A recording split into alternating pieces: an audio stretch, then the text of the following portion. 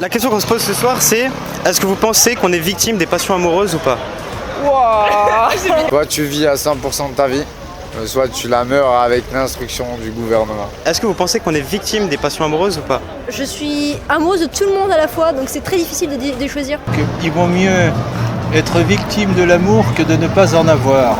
Ça a aucun sens, c'est super capillotracté. Je suis pas trop fan des youtubeurs.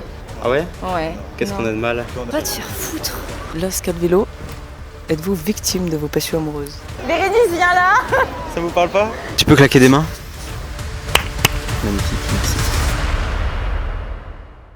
Sommes-nous victimes des passions amoureuses? C'est la drôle de question qu'on se pose aujourd'hui. On est descendu à Montpellier pour répondre à ça. Je suis avec César qui est juste derrière la caméra, donc je vous présenterai son compte Instagram par la suite. Cette fois, c'est un petit peu plus léger et il y a une spécificité avec cet épisode, c'est qu'il sera directement collé à la future vidéo qui viendra après cet épisode-là. C'est-à-dire que cet épisode reste un micro-trottoir normal, comme vous avez l'habitude de voir les micro-philos, sauf que les informations qu'on va recueillir en discutant avec les gens sur la question qu'on posera justement vont nous permettre d'avoir plus de matière sur laquelle rebondir dans la prochaine vidéo, qui elle sera une vidéo face cam, donc dans ma chambre, que je ferai avec un invité de taille que certains d'entre vous connaissent d'ailleurs peut-être. Stop Galbeblas, qu'est-ce que tu chiales là? On t'a pas dit qu'un homme ça pleure que par l'œil du cyclope après 3h30 de tartinage minimum? Et donc l'épisode Facecam qui viendra la semaine prochaine permettra d'aller plus en détail, plus en profondeur sur cette grande question. On tentera notamment d'y répondre à l'aide des philosophes et de leurs œuvres. Donc j'ai hâte de vous présenter tout ça. Sur ce, je vous souhaite un bon visionnage, j'espère que vous allez apprécier et puis je vous dis à tout à l'heure pour les réponses.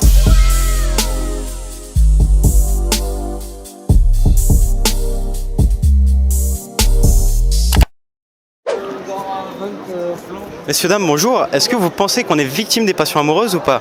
C'est-à-dire? C'est une très bonne question. Colline. Colline, entre nous, est-ce que tu penses que nous sommes victimes des passions amoureuses? On va la refaire 100 fois, je crois. Est-ce que tu penses qu'on est victime de la passion amoureuse ou pas?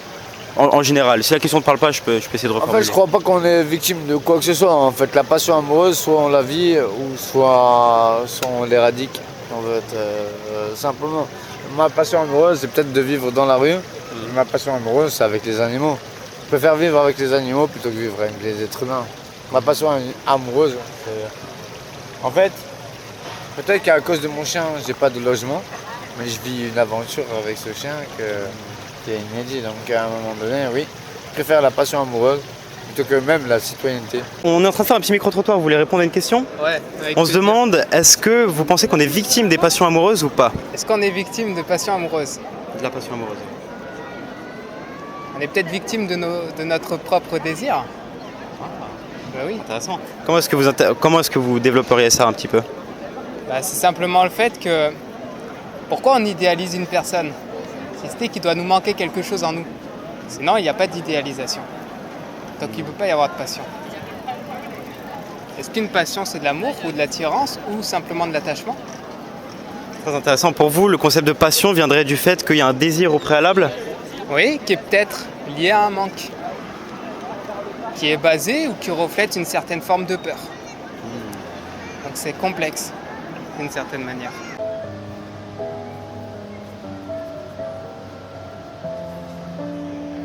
Vivre dans un appartement pour travailler, en fait, travailler toute sa vie, rentrer de dos, je trouve pas ça que c'est intéressant en fait.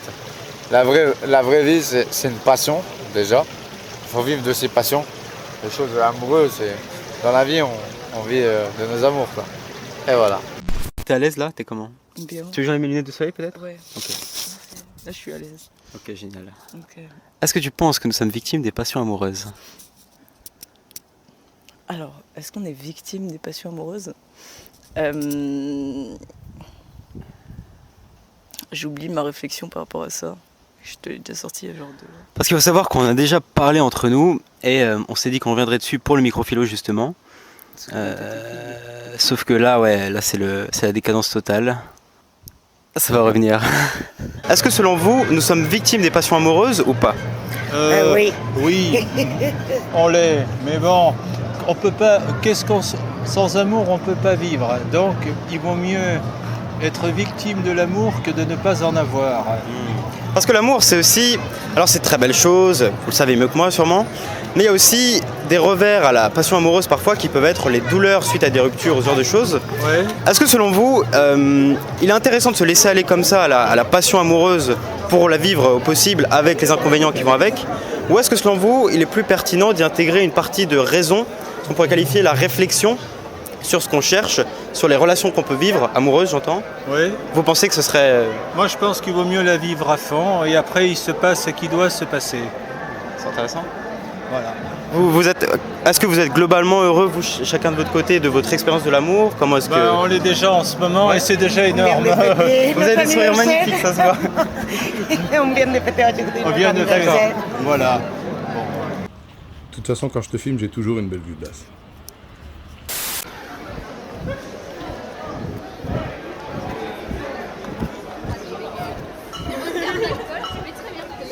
Bonsoir. Est-ce que pour vous, on est victime de la passion amoureuse? Alors personnellement non, vu que j'ai que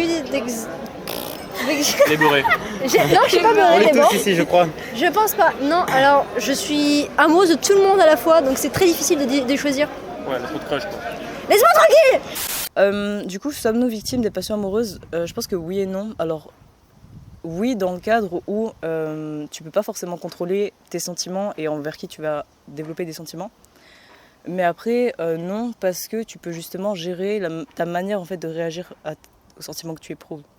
Du coup, typiquement, ça va être genre, je sais pas, tu vas tomber amoureux de quelqu'un, la personne ne va pas t'aimer en retour, et tu peux pas forcément gérer ça et gérer le fait que voilà, tu n'aimes plus cette personne.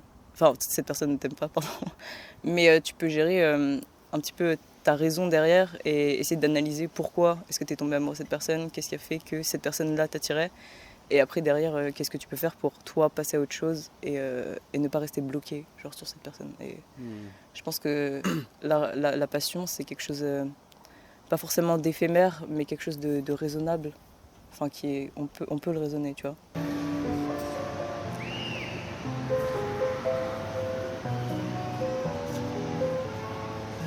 Ça dépend Attends. si c'est la passion avec le romantisme et le 15e siècle, tout ça, ou c'était la passion de se déchirer pour voir 5 minutes plus l'autre, mais ça c'est toxique parce que il faut promouvoir aussi les relations qui sont healthy.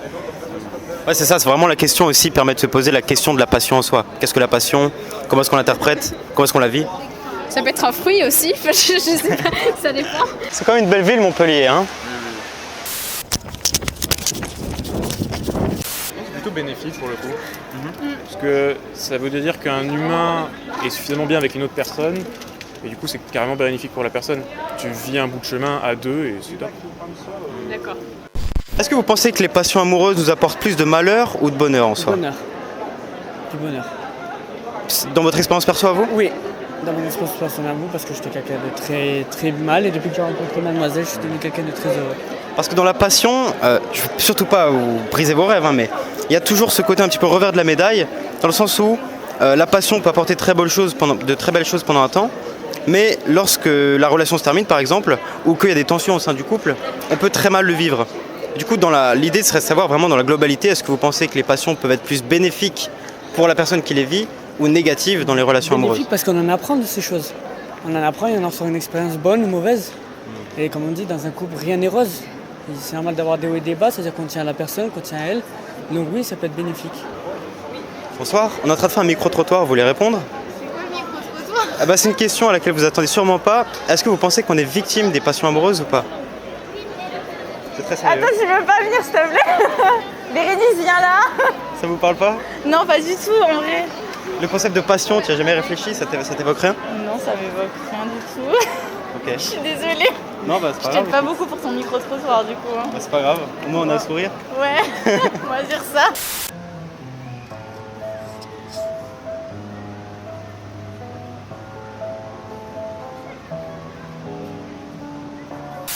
Et une fois que la passion fait défaut dans le couple, ce que je veux dire par là, c'est qu'une fois qu'on est sorti peut-être un petit peu, comme ça peut l'être dans les premiers mois de relation, d'une période assez très romantique, etc., qu'est-ce qui pour vous permettrait de faire perdurer la relation au-delà de la passion qui a permis à la relation de se développer au début? Mais déjà, rendre heureuse la personne qu'on aime.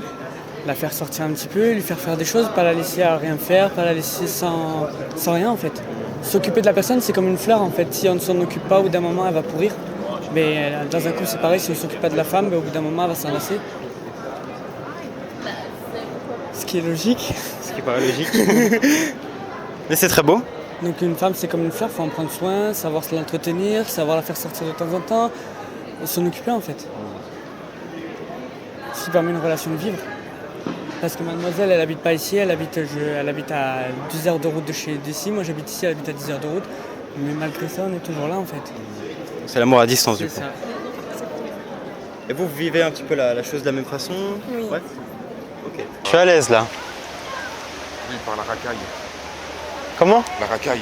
Pourri par la racaille, voilà ce que c'est. Oh, j'ai l'impression qu'il n'y a pas trop de racailles ici. Bonsoir, vous parlez français? Oui. On est en train de faire un petit micro-trottoir sur le thème de l'amour et on se demande ce soir, est-ce que vous pensez qu'on est victime des passions amoureuses ou pas? Oula.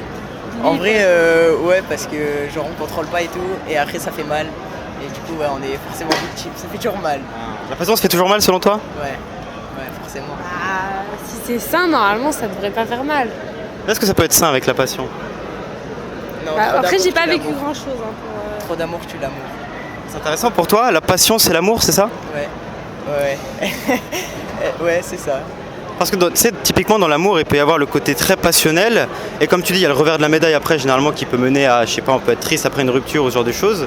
Et pour toi, est-ce que par exemple, dans l'expérience que tu en as ou en général, est-ce que tu penses qu'on tire plus de positif de la passion ou de négatif en soi? Et on tire toujours plus de positif parce qu'on apprend, à aimer et tout. Et aimer, ça fait toujours du bien, mais il y a forcément un moment où ça fera mal. Voilà. Voilà. C'est-à-dire victime. Vous êtes youtubeur là, c'est ça? C'est ça, oui, j'ai une petite chaîne YouTube. Non, mais je suis pas trop fan des youtubeurs. Ah ouais? Ouais. Qu'est-ce qu'on a de mal? Bah non. Ah, vous Ouais, êtes pressé? c'est ça. Wow. C'est pas le même niveau que ce que vous regardez. Ah ouais, j'allais dire, les victimes des passions amoureuses. C'est-à-dire, C'est une question compliquée, non, c'est une question assez ouverte de départ. Si jamais ça te parle pas, pour toi, comment est-ce que tu vis la passion amoureuse? Est-ce que c'est quelque chose ouais, que tu as tendance à réfléchir, sur laquelle tu as tendance à réfléchir un petit peu? Non, pas du tout. Non, enfin, on est coupable dans le sens où c'est pas quelque chose qu'on contrôle. J'aurais dit ça, perso. Pour toi, dans les relations amoureuses, c'est typiquement impossible de contrôler les passions? Et même pas vraiment. Je pourrais poser la question autrement, qui serait de savoir, est-ce que vous avez plutôt tendance à vous laisser aller aux passions amoureuses en soi, ou est-ce que vous avez tendance à prendre ce qu'il peut y avoir de bon dans les passions, tout en essayant de réfléchir à la relation en soi? Non, on se laisse aller, on pense pas du tout. Non, pas du tout. Carpe diem, ok, on nous l'a déjà dit aujourd'hui. Et vous vivez ça bien? Non, après ça devient toxique. Ouais. Voilà, c'est toxique. C'est chaud un peu. Et vous pensez que si dans tout ça, dans tout ce côté passionnel, on ajoute un petit peu de raison, c'est-à-dire qu'on essaie de réfléchir sur le concept d'amour en soi, sur la façon dont on le vit avec son partenaire, sur la façon dont l'autre perçoit l'amour, la passion, etc. Est-ce que vous pensez qu'il est possible de faire en sorte que la passion nous soit plus bénéfique que négative, dans le sens où, vu qu'elle serait réfléchie, il y aurait quand même les avantages de la passion qui sont le fait, je sais pas, de kiffer, passer de bons moments, etc. Mais il y aurait quand même le côté, le fait de réfléchir sur la façon dont on perçoit les choses, qui nous éviterait peut-être d'être déçus après une rupture, ce genre de choses. Bah, je sais pas, pour moi, on est toujours déçus après une rupture, mais. Je sais pas. Après, si on y met de la raison, ça peut toujours repousser la rupture, probablement, mais forcément, tu finis pas ta vie avec quelqu'un, ou même si tu l'as fini, il finit par mourir, donc dans tous les cas, t'es déçu. Parce qu'il peut y avoir ça, mais tu sais, typiquement, ça peut être le fait de se dire, bah, une fois que tu commences une relation, t'acceptes ce qu'il y a de bien dans la relation et tu reconnais le fait qu'à un moment où ça prendra fin, et donc le jour où ça prendra fin, tu diminues un petit peu les chances que ça te fasse du mal encore. Mais c'est pas facile de contrôler, donc tu peux pas réfléchir et te dire ouais ça va pas me faire de mal, alors que si tu l'aimes vraiment, ça te fera forcément du mal. C'est beau, c'est beau. Ah ouais, j'aime bien ce genre de place. Je rentre bredouille aujourd'hui. Je pense que oui. Ouais. La preuve. Et vous le vivez bien? Absolument. Absolument. Parce qu'on sait qu'avec l'amour, parfois, il peut y avoir, c'est de très belles choses, l'amour, mais il peut y avoir aussi un revers de la médaille, qui serait par exemple après une rupture, on peut être très triste, ou que lorsque nos attentes, par exemple, ne collent pas avec celles de l'autre personne, ça peut nous rendre assez malheureux dans les relations. Donc est-ce que selon vous il est plus intéressant de se laisser aller à la passion totale amoureuse, la passion amoureuse totale, ou alors d'essayer de rationaliser ça, quitte à perdre un petit peu de passion, mais histoire de s'assurer de peut-être moins souffrir, peut-être rendre la relation plus constructive. Qu'est-ce que vous en pensez? Alors nous, on a fait le choix de... Le début, c'était la passion, parce que voilà, on part de loin. Mais on a rationalisé quand même. Ah oui, forcément, on rationalise pour tous. que ça dure, parce que voilà, la passion, tout le temps, c'est pas possible.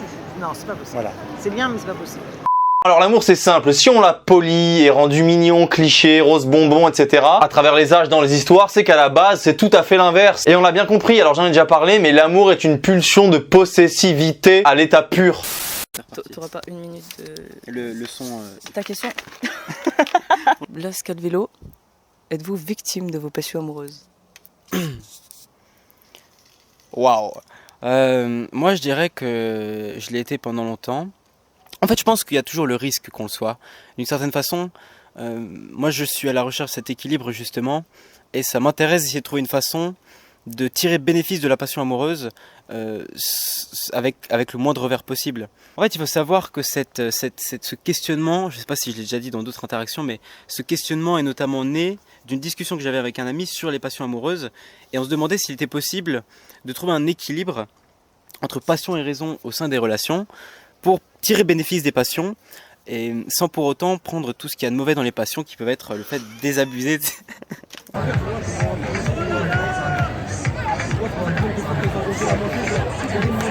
Il y a toujours dissonance entre ce qu'on a en tête dans la plupart des cas et ce qui se passe réellement dans les relations amoureuses. Donc, est-ce qu'on est victime des passions amoureuses ou non? Pour faire simple, moi je dirais que ça dépend comment on vit la relation. Moi je reste attaché à l'idée qu'il y a moyen de trouver une sorte d'équilibre qui nous permettrait de ne pas être victime des passions amoureuses. Et encore, déjà en fait je me rends compte qu'il aurait fallu définir en amont ce qu'est être victime et ce qu'est la passion amoureuse. Et c'est l'été, c'est léger. On décompresse un peu. On fait pas compliqué. Il faut déjà faire la distinction entre attachement et passion. Pas passion, attachement et amour. Qu'est-ce que l'amour au final? Qu'est-ce que l'amour, ouais. Est-ce que l'amour c'est lié au fait que tu te laisses guider par tes émotions, par tes pulsions? Tes pulsions, par ta passion justement? Ou est-ce que cela ne serait pas simplement une certaine forme d'attachement?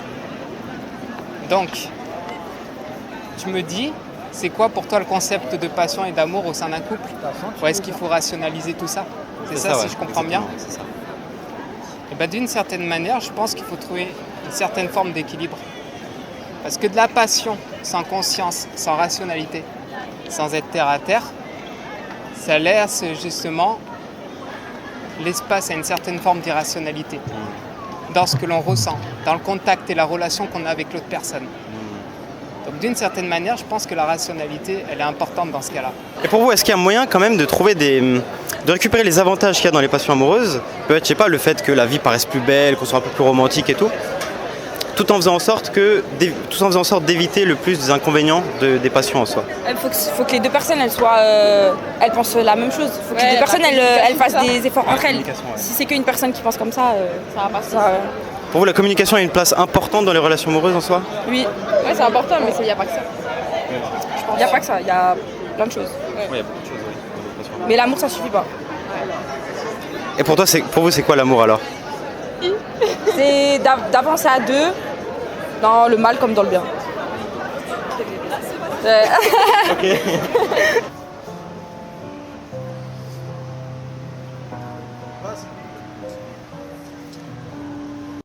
Ouais, selon toi, est-ce qu'il est possible justement de trouver un équilibre entre les bienfaits qu'on peut trouver dans la passion amoureuse en elle-même, qui peut être nombreux, et les bénéfices qu'on peut tirer du fait de raisonner la relation amoureuse, du fait d'essayer de raisonner un petit peu la relation?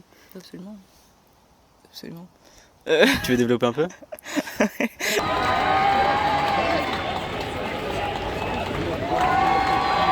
Et si je me fais un peu l'avocat du diable, j'aurais peut-être tendance à penser que si on essaie de rationaliser la relation, est-ce qu'il n'y a pas le risque qu'on s'éloigne de ce côté passionnel et romantique de la relation en soi, ce qui ferait du coup qu'elle perdrait un petit peu de sa saveur? Pas forcément, parce que est-ce qu'on a besoin d'être passionné au niveau amoureux si on aime la personne réellement comme elle est? Comment expliquer ça? À partir du moment qu'on n'a plus de manque, ou du moins, on n'a rien à vouloir combler en nous. On n'a pas des désirs réellement à vouloir combler. Est-ce qu'on vivra la relation au travers d'une passion irrationnelle, une passion incontrôlable? Ouais, puis il y a le fait C'est ce que je veux dire. Ouais, tout à fait. Il y a le fait aussi que la passion, finalement, elle est temporaire. Un couple ne connaît pas toujours la passion des débuts, par exemple. Oui, on ne connaît pas toujours la passion des débuts. Et peut-être qu'en mais ce il faut sens-là, faire très attention à ça. raison... Oui, il faut justement voir les choses telles qu'elles sont et pas au travers de nos pulsions ou de nos manques. Parce que si on voit les choses au travers de nos manques, eh ben, d'une certaine manière, on voit mal. On sera d'une certaine manière aveuglé par nos émotions, Biaisé, ouais. par notre passion. Pouvoir contrôler ce qu'on est capable de contrôler et laisser le reste. Je pense que c'est lié à la passion dans le sens où c'est pas quelque chose en fait que tu contrôles, l'amour forcément, genre de qui tu veux tomber amoureux et de à quel point, etc. Donc je pense que ça se rejoint dans le sens où tout ce que tu peux contrôler, c'est-à-dire tes actions et tes paroles, faut le faire. Et après le reste, bah si tu contrôles pas tes sentiments, bah voilà, tu les contrôles pas et donc tu ressens ce que tu ressens. C'est pas hyper clair ce que je suis en train de dire, mais ce que je veux dire c'est que je sais pas, toi par exemple dans le cadre où tu me disais du coup au final est-ce que la passion est nuisible aux relations amoureuses? Techniquement c'est un peu ça. Ça peut l'être si justement on sait pas assez bien réfléchir à ce qu'on ressent et qu'on agit trop de manière instinctive peut-être. Tu prends des photos ou des vidéos comme ça? Des vidéos à chaque fois. Ouais, comme ça après tu veux faire du montage, tu fais des trucs que je préfère en faire trop que pas assez. Et ce qui va se passer, c'est qu'à partir du moment que le sentiment amoureux ou que la passion va s'extomper dans le temps, ça va prendre 3 mois, 6 mois, 1 an, qu'on va voir la personne réellement comme elle est, qu'on va percevoir ses défauts ou ce que l'on pense comme des défauts, et ben si on s'est mis ensemble ou on a construit un avenir ensemble, le couple ensemble, juste au travers d'une pulsion, au travers de la passion, le couple va pas durer, ça va se détruire de l'intérieur et c'est normal.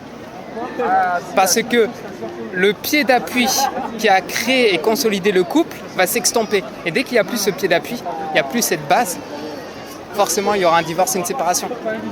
Donc il faut toujours essayer de trouver ce jeu d'équilibre entre, certes je suis attiré par cette personne, mais également je la vois comme elle est avec une certaine forme de rationalité. Pour finir, est-ce qu'il y a une citation qui t'inspire ou un message que tu aimerais faire passer avec nous? Ouais. Vivre ou mourir. Soit tu vis à 100% de ta vie, soit tu la meurs avec l'instruction du gouvernement. Voilà. Ok. Est-ce que vous avez une citation qui vous inspire au quotidien, qui n'a rien à voir avec l'amour, hein? Un leitmotiv, un adage qui vous plaît? Maintenant, je pourrais pas vous dire, non. La vie, des fois sage, des fois sauvage. Voilà. La vie, des fois sage, des fois sauvage? Oui. Ah. Le whisky, c'est vachement bon. Ok. Petit dernier mot? Je n'ai aucune idée. Je sais pas. Ça peut même être là, si par exemple vous deviez vous adresser à l'humanité entière, qu'est-ce que vous lui diriez? Quel message vous aimeriez faire passer? À l'humanité tout entière? À l'humanité tout entière. Va te faire foutre. Ouais, c'est gratuit. Très optimiste tout ça. C'est gratuit. C'est si vrai. Faut pas trop aimer dans la vie parce que sinon on est déçu. Voilà. Ok. Donc on se laisse aller à la passion à fond, mais on fait quand même gaffe un petit peu. Faire attention. Ok. S'attacher vite. Pour finir, est-ce qu'il y a une citation qui vous inspire ou un adage que vous aimeriez partager avec nous, qui vous dirige au quotidien? C'est pas grave. Non, moi je connais pas bien les adages. T'en as toi? Carpe diem, toi. C'est carpe diem. Voilà, Le principe de la maison, c'est ça. Voilà, faites l'amour, pas la guerre. Ok. Comme ma copine, c'est moyen. Non, franchement, je sais pas. Très bien, c'est un très beau message. Ouais, non, moi je sais pas aussi. J'ai pas d'idée. C'est dur la question, hein. On pensait que c'était. Même au bac, j'ai pas eu ça. T'as eu quoi au bac? T'as eu quoi comme question toi? C'était. En quoi les pratiques artistiques changent le monde? Ah, c'est ça qu'il y avait cette année? Ouais, j'ai 13. Le sujet t'a inspiré? Non, mais c'est une mauvaise note pour moi.